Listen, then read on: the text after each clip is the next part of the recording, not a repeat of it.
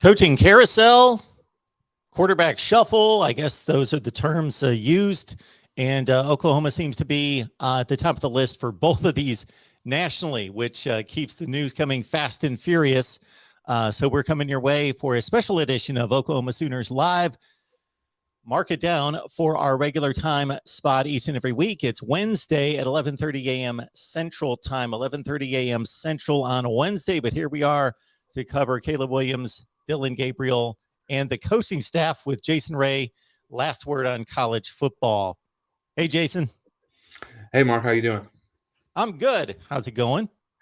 Good. Like you said, it's kind of a crazy time. Typically, at this point, you're through with the bowl season. If you're not part of if you're not part of the playoffs or if you're not part of the national championship game, there's a little bit of a lull between the time that the season ends and then the late signing period in February. But for Oklahoma, with all the changes and everything going on, I think it's going to probably continue to be a little bit of a whirlwind between now and probably now between spring ball with the transfer portal being what it is. Absolutely. So we talked about it, certainly once Lincoln Riley left Oklahoma, how that might affect Caleb Williams, because the recruiting process is partially about, and a large portion about, depending on the player, that particular player's attachment and relationship that was built up with their position coach, or for a quarterback head coach relationship, and that Caleb Williams may want to make the decision to go to USC in particular. Now he hasn't announced that, but he has announced that he's going into the transfer portal. We know that most players that do that do end up leaving the school and moving on, but at the same time, it's the transfer portal. It doesn't mean that they have transferred. Caleb Williams was very specific about, of course, saying all the niceties about his experience at Oklahoma, but also stating that Oklahoma was still an option. But for these players to explore other options under the guidelines that are set, they have to enter the transfer portal to have that contact and to explore other universities. And so that's the route he's going. Yeah, no, absolutely. And I think this was something, that when you listen to some of his comments after the Alamo Bowl, when he was very, really non-willing to talk about his future, I think a lot of people thought that this was coming. And, he's, to your point, Mark, he's saying all the right things. I think he's saying, that certainly one of the options would be to come back to Oklahoma, but he wanted to evaluate his options and things like that. And you can't really blame the kid. I think he committed to Riley more so probably than he committed to Oklahoma. He's not a local kid. He's a Washington D.C. kid, so he's probably, he's fully ingrained in the culture of Oklahoma now. But coming to Oklahoma, he's probably as far away from really understanding the culture of Oklahoma football and the kind of the regional side of it. So certainly don't blame him. I think at the end of the day, don't really blame a lot of these kids unless it's unless you're one of those situations where it just doesn't make sense for you to transfer somewhere else. But for him, I think what he's saying is he wants to be able to entertain other offers, and I think, and this is probably where the speculation begins, Mark. When he looks at other offers, what is he looking at? Is he looking at what him and his family are saying? He very much wants to be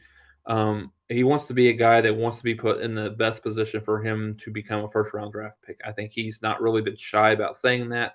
His father's not really been shy about saying that either. So is it that, or is how much of a factor is NIL in this? There was rumors that there's a couple of schools that could have put together packages in the neighborhood of $2 million for him from an NIL perspective. None of those have been really substantiated by anybody, by anybody other than just kind of internet rumor type of things. But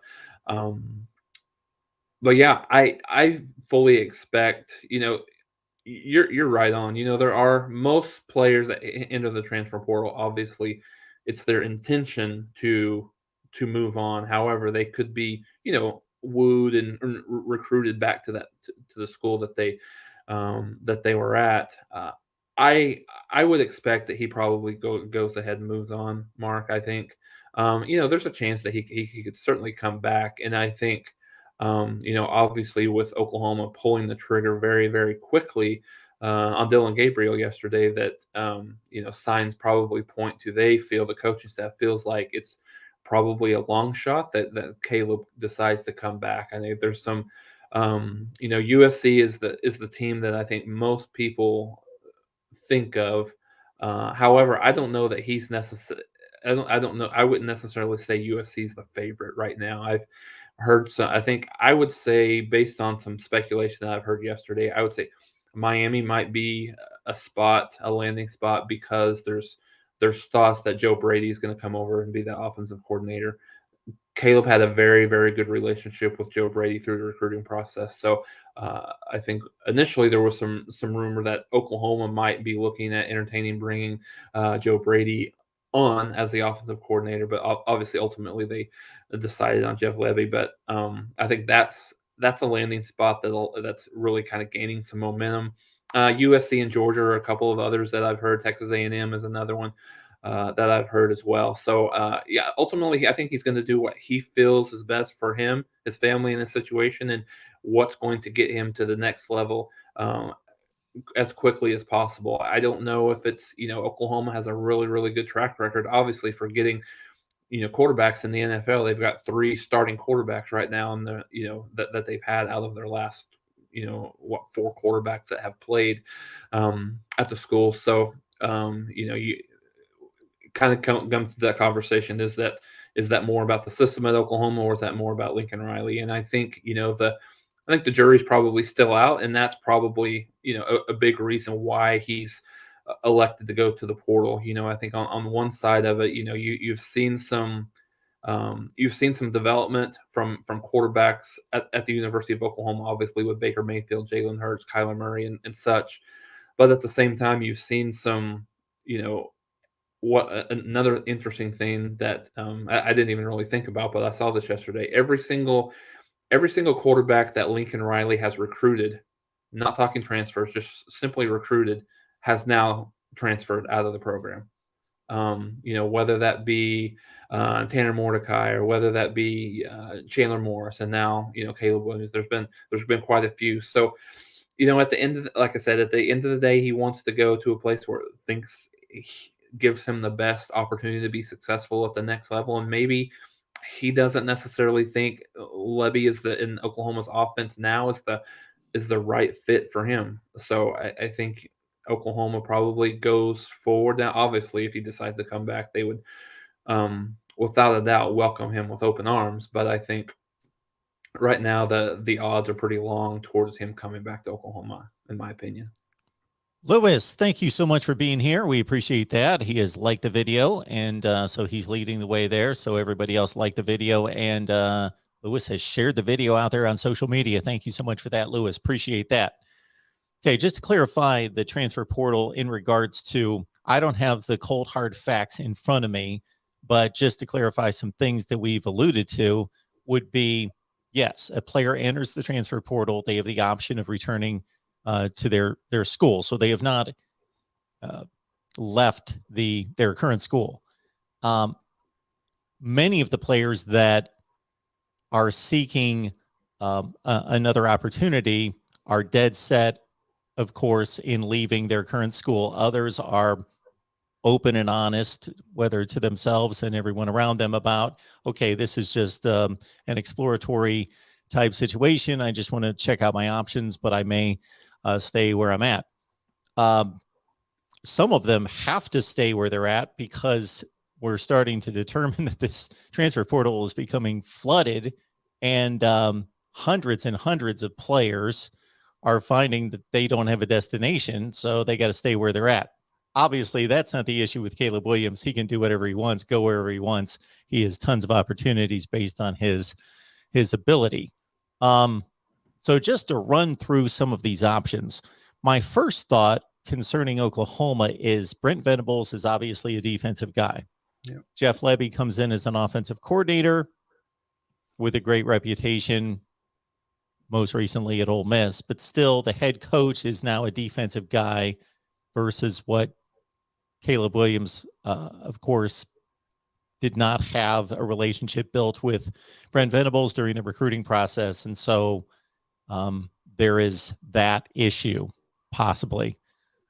Also, of course, the Lincoln Riley connection is an obvious one. You outlined why Miami might be a landing spot. We've heard Georgia, because of NIL, their quarterback room is packed, loaded, and everybody can come back next season for them. However, you would think Caleb Williams would take over that starting job. And then some Maryland fans would like to think that there's an opportunity for him to come back home and be there at Maryland. So it is intriguing.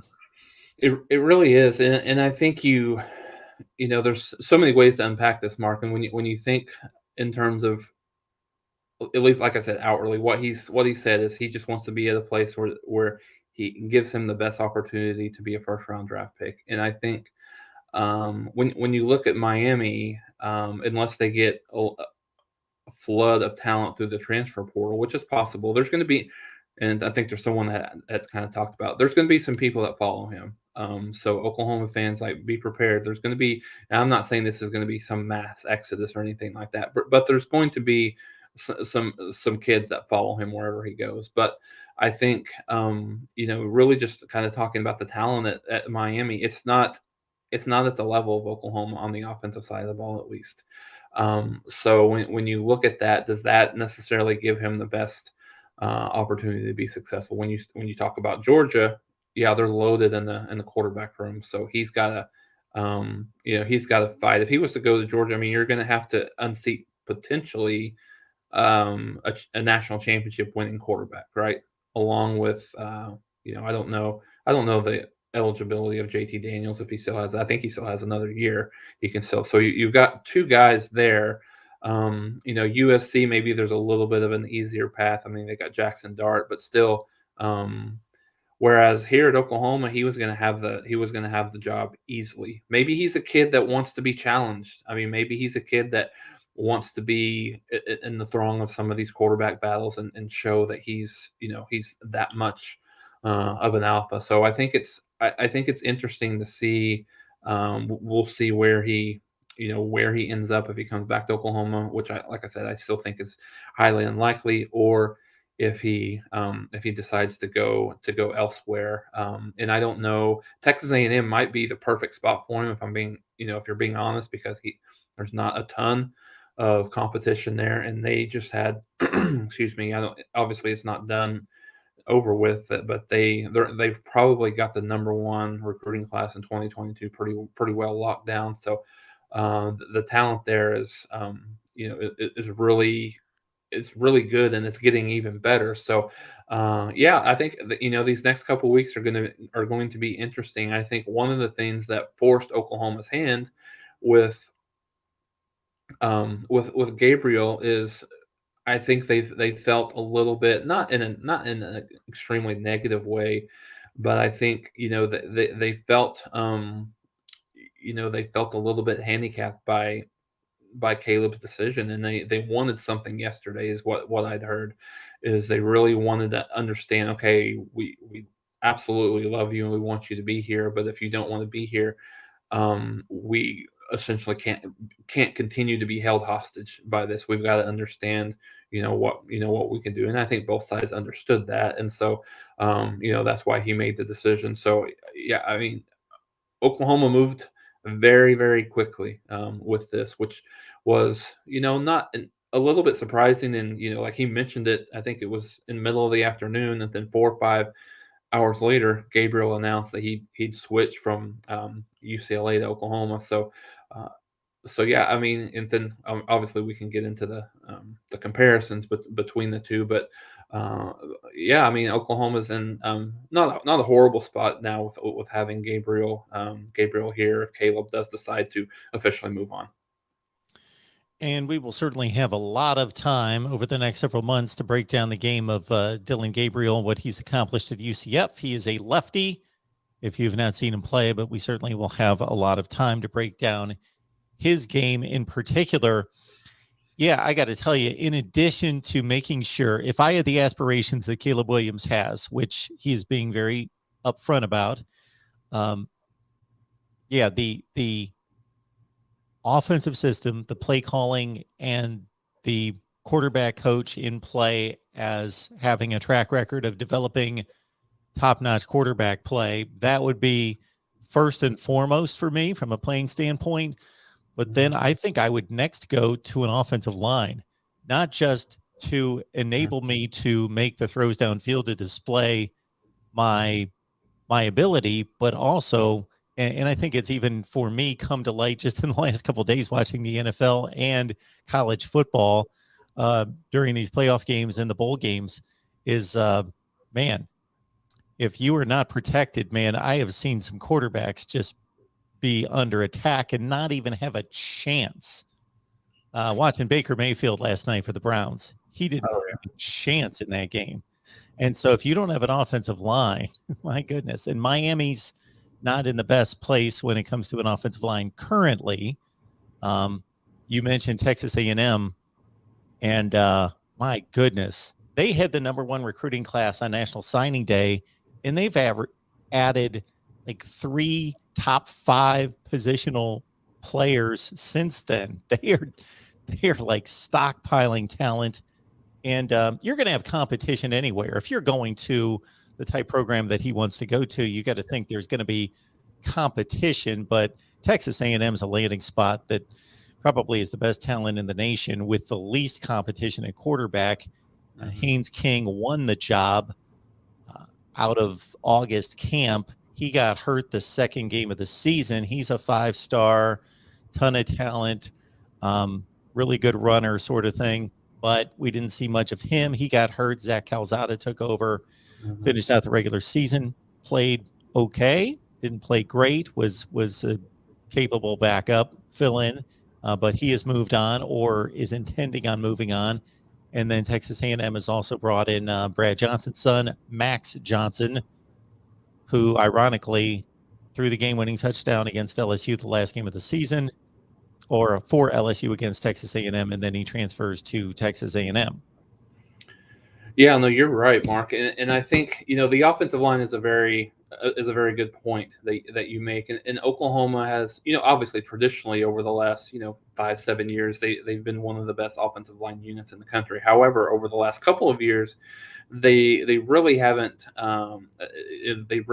been at the level that they need to be, and you're absolutely right. Maybe that's a consideration. I don't know that a place like USC, the offensive line is much better. So when you look at it, A&M is probably the perfect situation for him. If you're A&M, you take a guy like Caleb Williams, and it automatically makes you probably a strong playoff contender with the talent that they've got. Not only are they the best, is it the best recruiting class? This is the best recruiting class on paper ever in the history of 247 sports recruiting. So so I think that's a good situation for him. So and I think, like I said, everything that Oklahoma has done over the last month, whether it be Bob Stoops, whether it be Venables, or whether it be Lebby, he'd even talked that him and Lebby had talked every single day since he was named offensive coordinator. And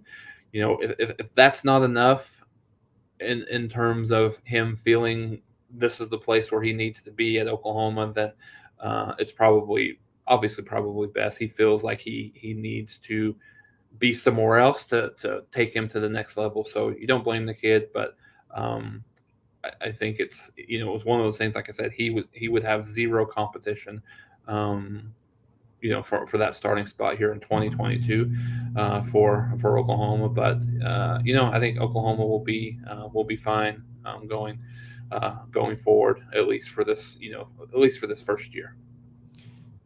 All these transfers make for a lot of interest among the fan bases and a lot of news to report and analysis to follow, but it also is stirring up a lot of angst among the fans, which I completely understand. because it's frustrating to see the investment made in a particular player, the pursuit throughout 2.5 years in high school, signing them, being excited about this player, particularly a quarterback, but any player playing for you. And then they play for a year, they play for 2 years. In Caleb Williams' case, what, about 9 or 10 games? And they're off and running. And then when we see the incentive, when we put so much of a emotional investment in the sport and in our team and the tradition and the prestige of playing at a place like Oklahoma, and that's not necessarily valued.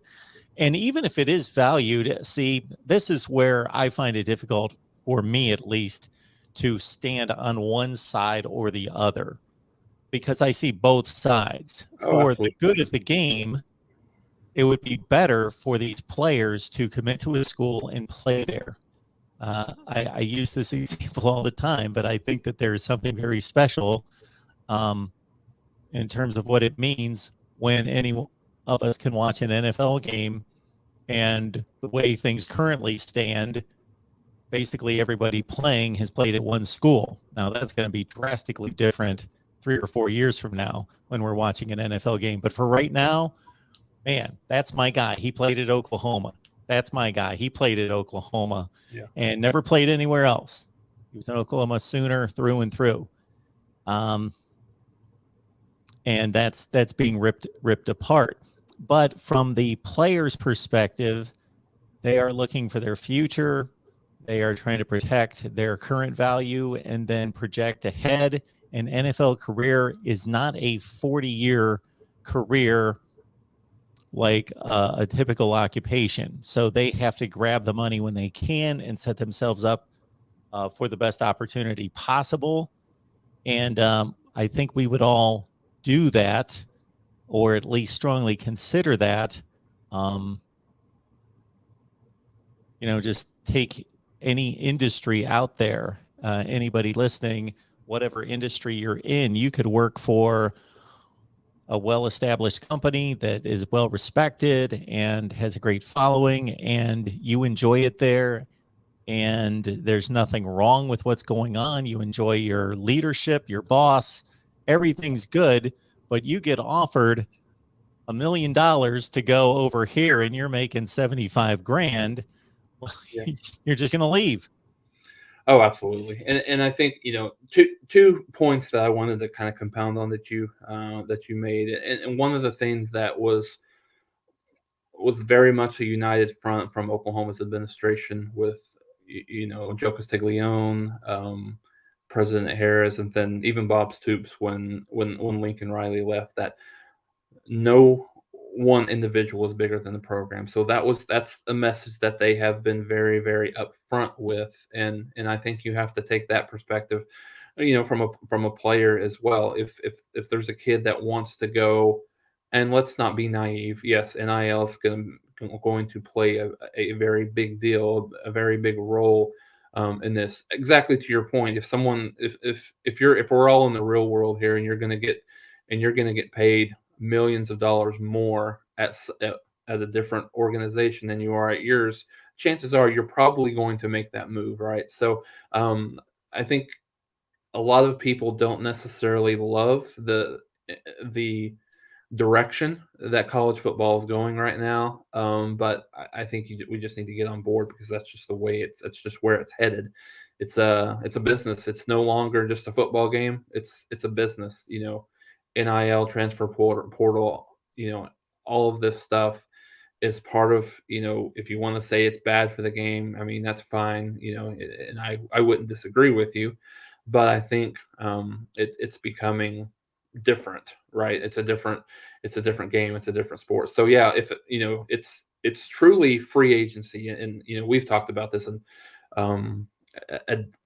depth, Mark, but it's truly free, especially with the fact that you can leave and you can be eligible immediately no matter where you go, if it's within the rules of how many times you've hit the transfer portal. But yeah, it's such a crazy world, and I think this is what I alluded to up front in terms of, it's going to be a little bit of a crazy period here, because Oklahoma is going to probably be pretty active in the transfer portal. I certainly would expect Mario Williams to follow Caleb Williams, really kind of wherever he goes, honestly.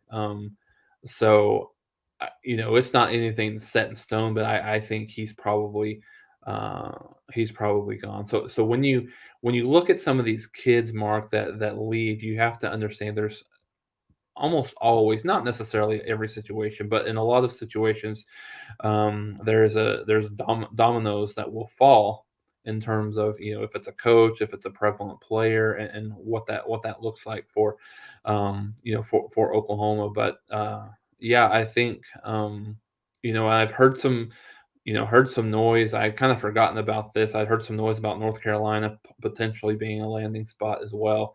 That just seems like a weird fit, but hey, whoever, whatever he thinks that going to put him in the best position. I think, like I said, I think Oklahoma is uh, moving forward moving forward as a team with the thought that they probably won't have Caleb, and looking at what this team looks like with Dillon Gabriel leading the charge. Ryan says there's going to have to be some rules put on this NIL thing. Right now, it's the NFL without any rules, a draft, a salary cap. Exactly. So we don't know what those are. Now we knew it was being told to us leading into NIL on July 1st of last year that, hey, this is going to be something that transitions and evolves, and we're going to have to see how this plays out, and then see the problem with comparing college football and the NFL is that the NFL is unified. So they make decisions for the best and common good of the NFL. So they can all get together. And even if the Dallas Cowboys or the Los Angeles Rams, and the Dallas Cowboys were probably a bad example, don't like the decision that's made, well, too bad. We're doing everything for the common good. College football is being run by conferences. They do whatever they want. All we have to do is look at the pandemic year, and we can see that it's a fractured sport where everybody runs in their own directions. But for postseason and for certain things, the bowl games, and they have to cooperate to some degree. But otherwise, this may be something that's approached by each separate conference itself. We will see how it plays out.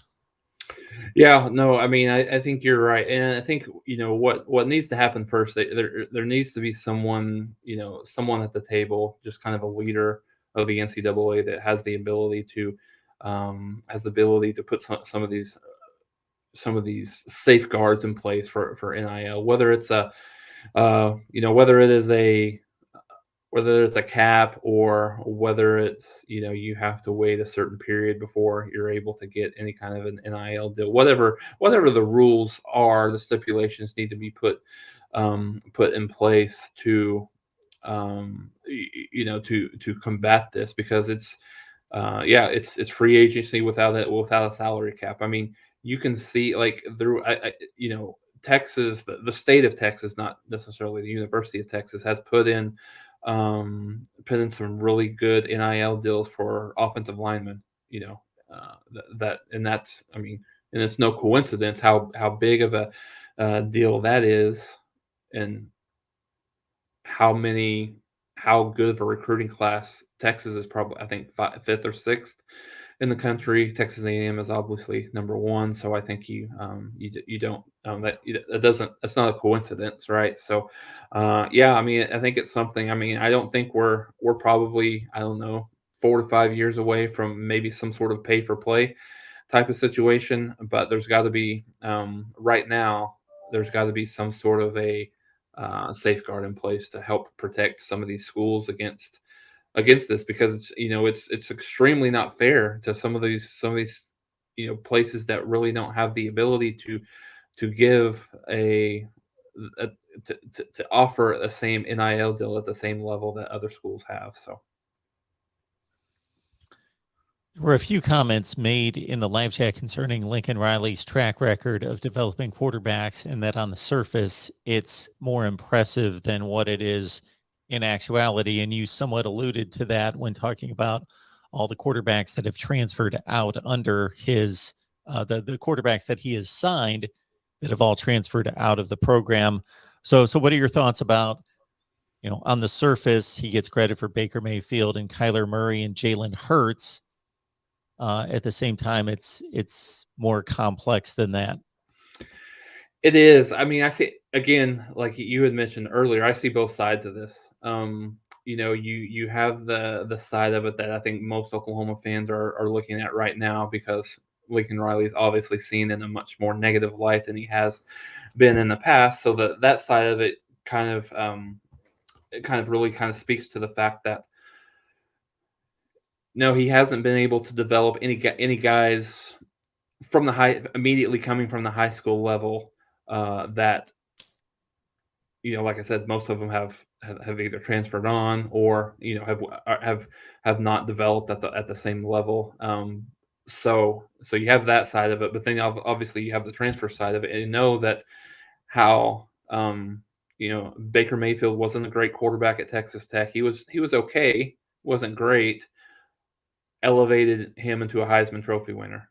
Jalen Hurts was a pretty solid quarterback at Alabama. Not great. Landed him second in the Heisman.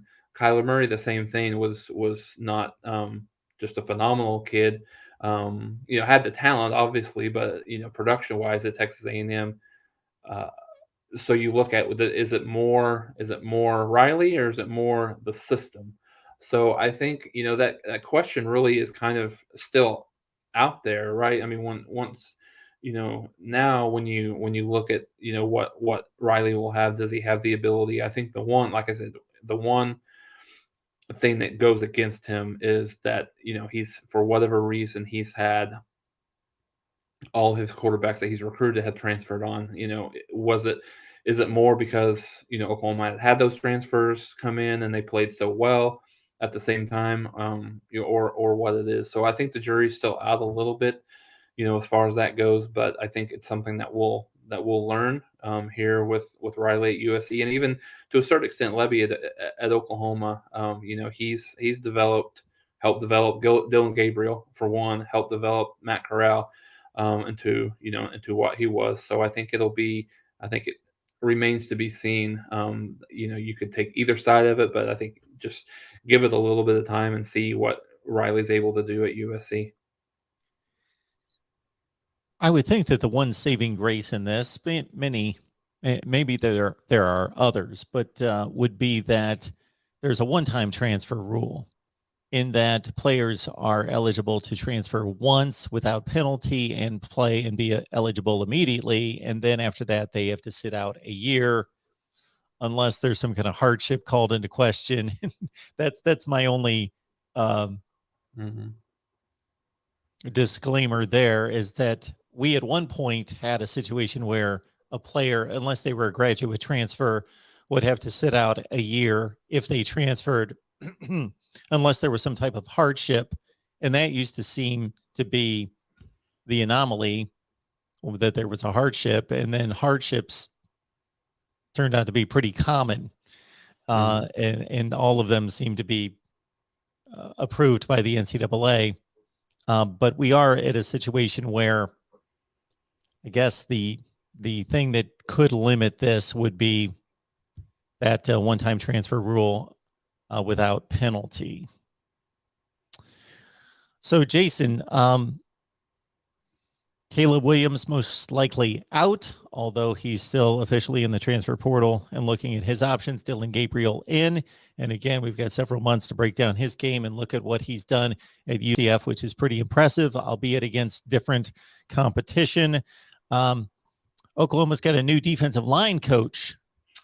Yeah, in Mark, in a normal day, normal world, that would have been the big headline, and it kind of got swept under the rug yesterday with the quarterback movement. But yeah, Venables, maybe this might be his best hire that he's been able to make on the defensive staff, which has been a defensive staff full of pretty good hires. But Todd Bates, previously was with Venables for quite a while, 2019 Recruiter of the Year, done just a phenomenal job with the defensive line.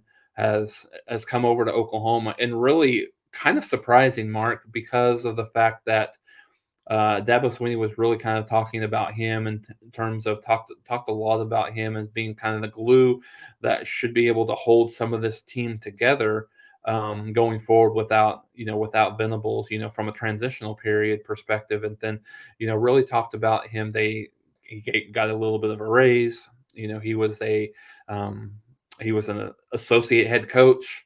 I don't know that he'd been officially been named a co-defensive coordinator or anything like that. But Venables was able to get him, talk him into coming to Oklahoma. He's going to be the defensive line coach, and he'll also be a co-defensive coordinator along with Ted Roof. So, very, very, really, really just a big hire. I don't know that I would say this is more of a grand slam than a home run hire, just from the recruiting side of it.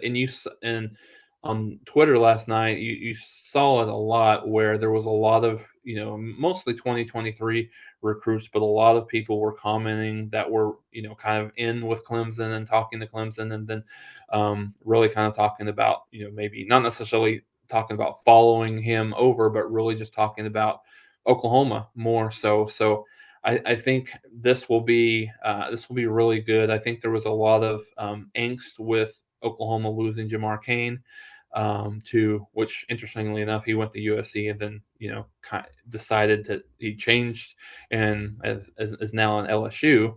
But I think based on how good he was how good of a recruiter he was, and the jury was still out a little bit on Cain, just in terms of how good of a player developer he was in terms of their defensive line coach. But Todd Bates has a very long history of developing great defensive linemen. I think a few years ago, Clemson had all 4 of their defensive linemen drafted in the first or second round. So I think he's going to be a very, very big value add for Oklahoma on the, not only from the recruiting side of it, but from the just the player development side as well.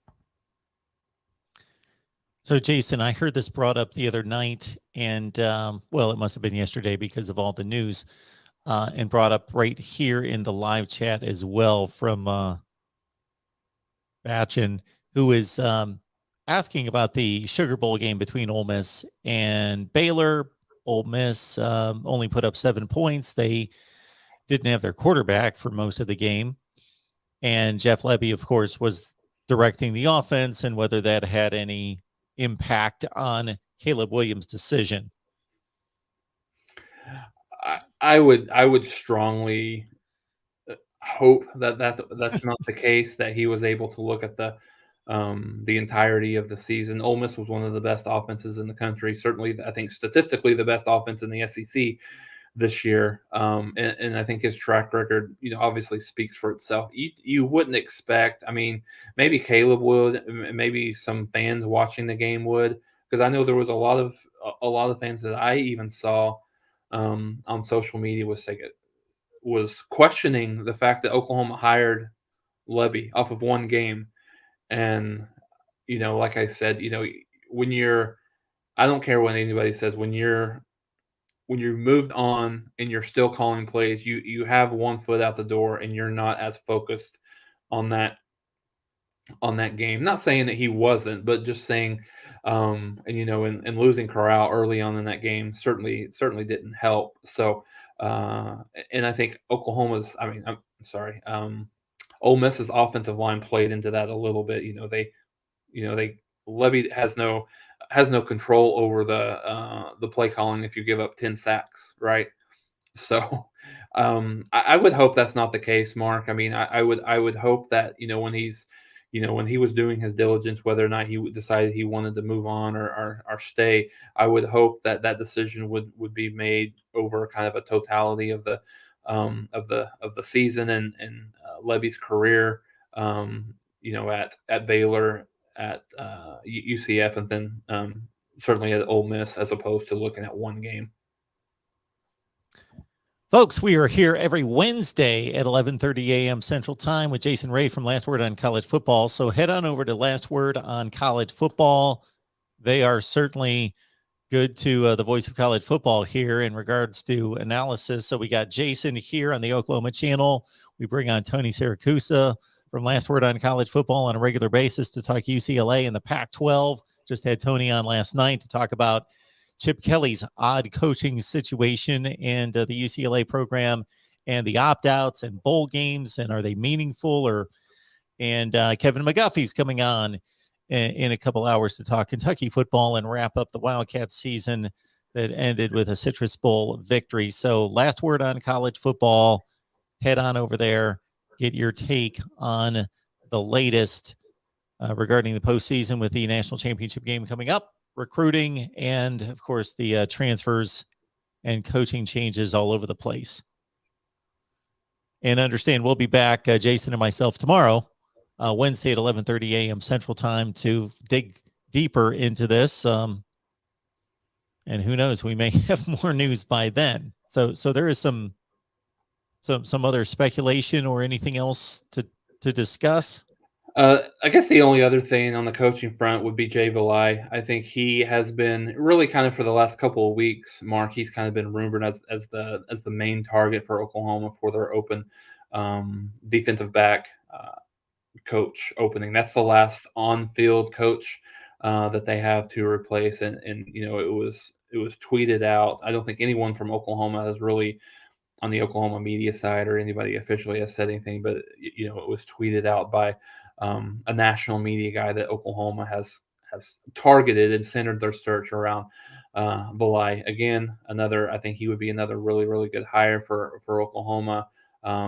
Was previously at Texas, so has some inroads at the University of Texas from a DB perspective, from a recruiting perspective as well.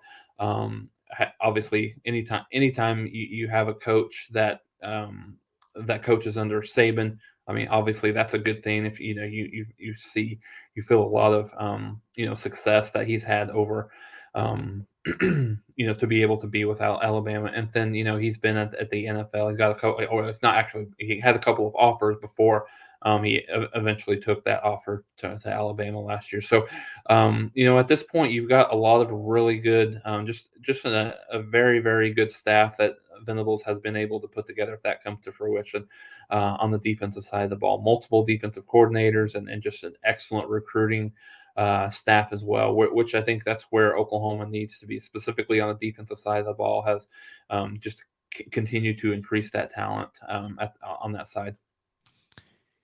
Jason, now that we basically completed the bowl season, the Texas Bowl is tonight. If anybody missed that, they're going to sneak one more in between the New Year's Day games and the national championship game, Kansas State taking on LSU. But the postseason is basically complete with all the opt-out situations and the controversy over that, and the bowl games and how meaningful or meaningless they are.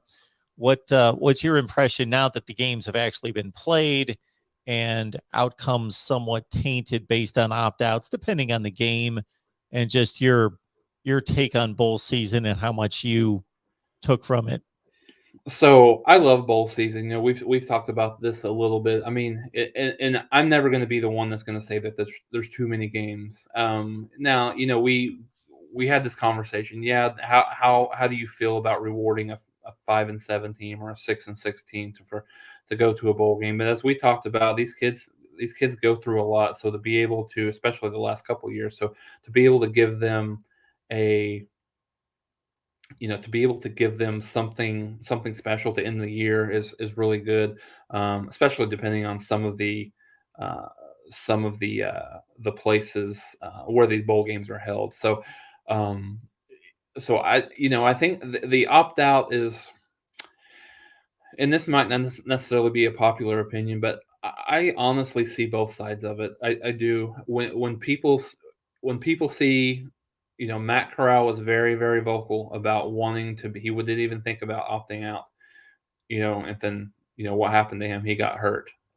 I think a lot of people see that and said, this is why kids opt out, because, because you've given, everything that you're top, by all intents and purposes, he's going to be one of the top if not the top, one of the top quarterbacks taken in the draft. And so to risk your entire career, risk millions of dollars, I get it. I also get the side of it where people think that you're bailing on on the program that that gave you an opportunity, has paid for your scholarships over the last however many years, 3, 4, 5, whatever it might be. So I see both sides of it. And then obviously there's the conversation about the expansion of the playoffs when both playoff games this year were I mean, I hate to say this, being an avid football fan, but they weren't neither one of them were very entertaining. I'm just hoping that we get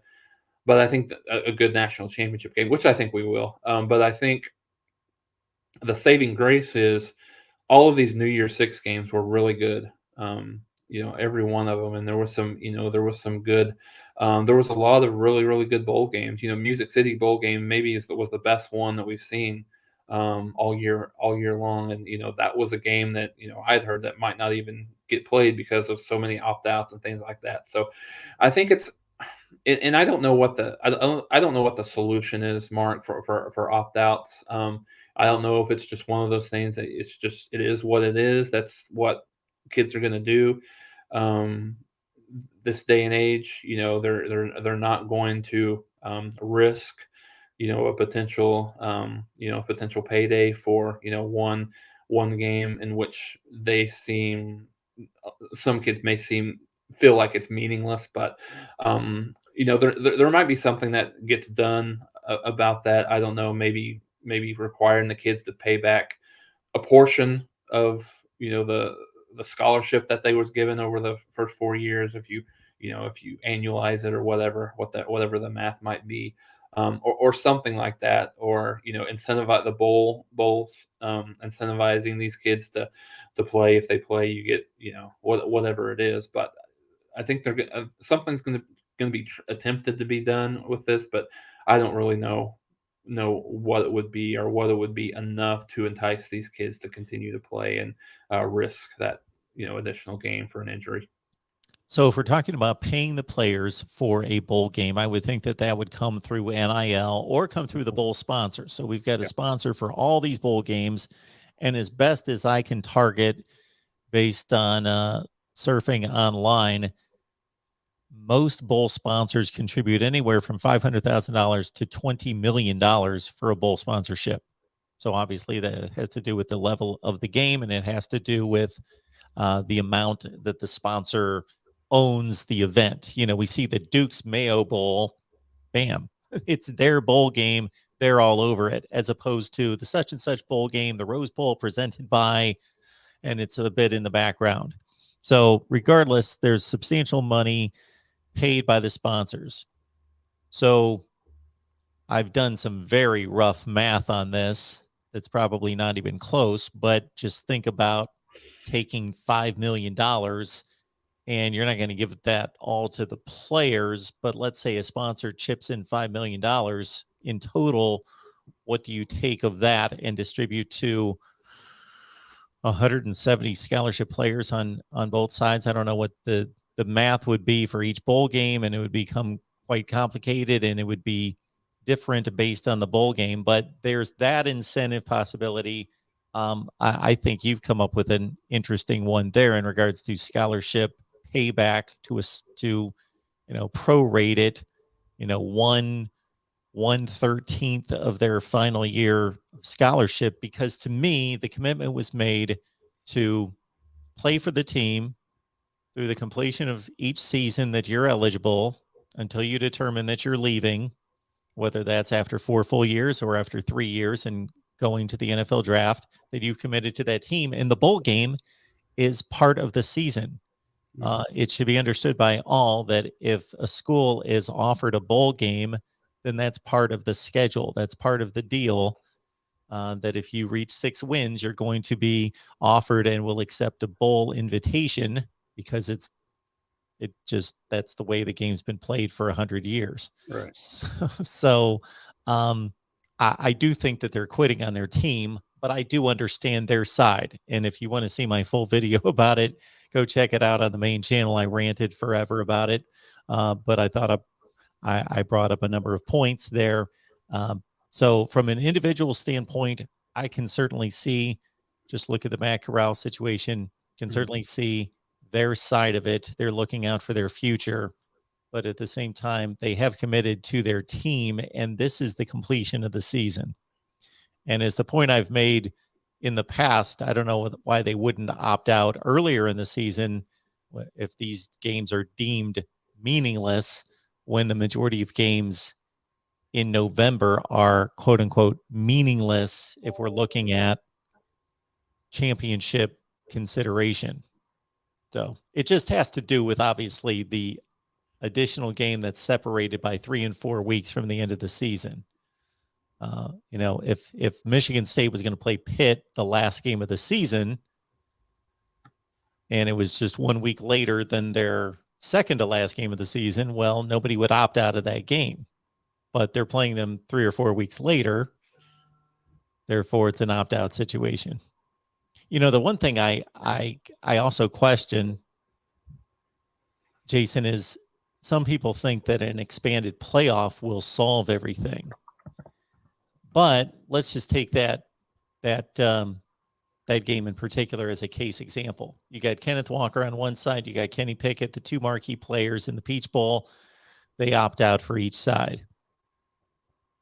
If this were a playoff situation where it's a 12-team playoff, and to win a national championship, you have to play 3 games, maybe a player says, okay, I'd rather play in the playoff than play a bowl game. I do think it's meaningful and all that, but players were opting out of 1 bowl game. For us to reach our goal to win a national championship, I have to play 3 games. I wouldn't be surprised if players opted out of the playoffs.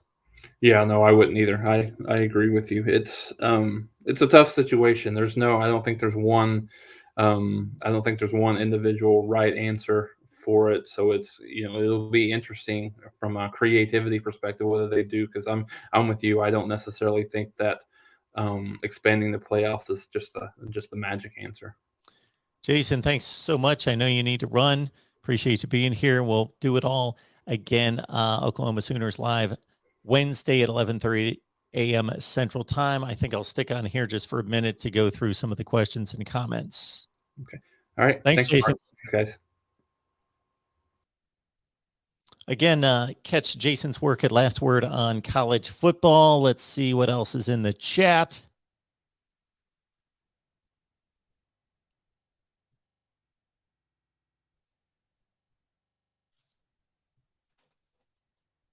Pardon me, I'm scrolling to try to get through all this. A lot of comments. Anything in particular we need to hit?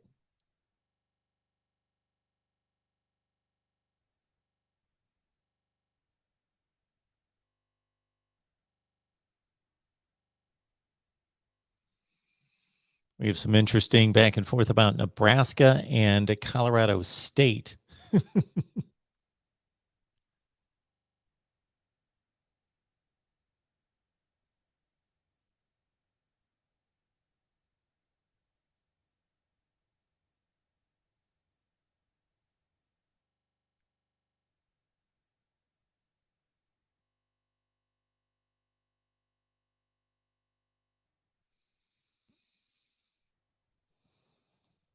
Good as Nebraska was.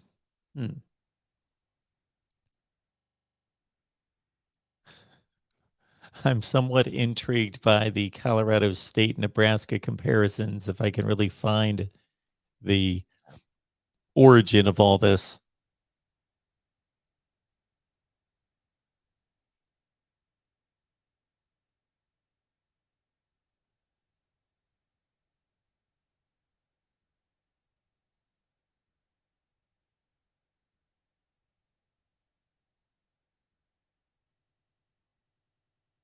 I think it started there. Colorado State has a good football team. Caleb at UCLA, a possibility.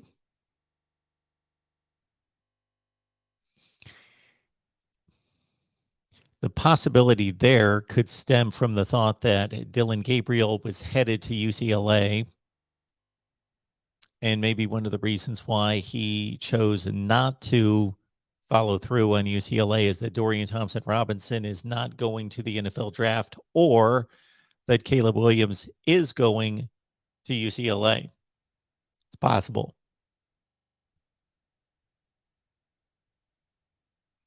There we go. Somebody did the math for me. If you divide $5 million between 175 players, that's a little over $28,000 per player. That would seem to be pretty substantial. But then again, let's consider this. Based on what I've researched online, the sponsorships run anywhere from $500,000 to $20 million. So the $5 million, let's say, would be somewhat of an average.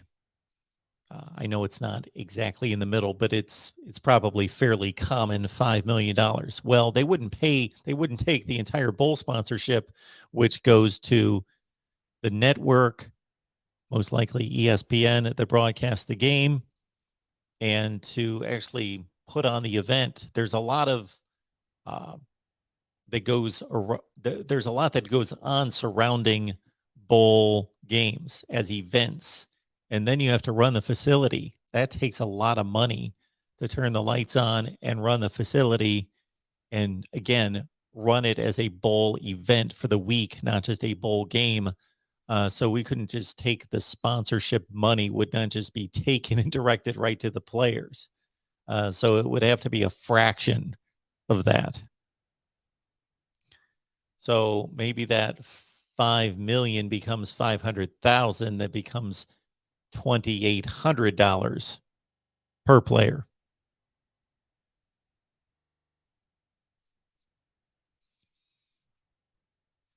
I see Chris is stirring people up about Colorado State. That's funny. It is funny.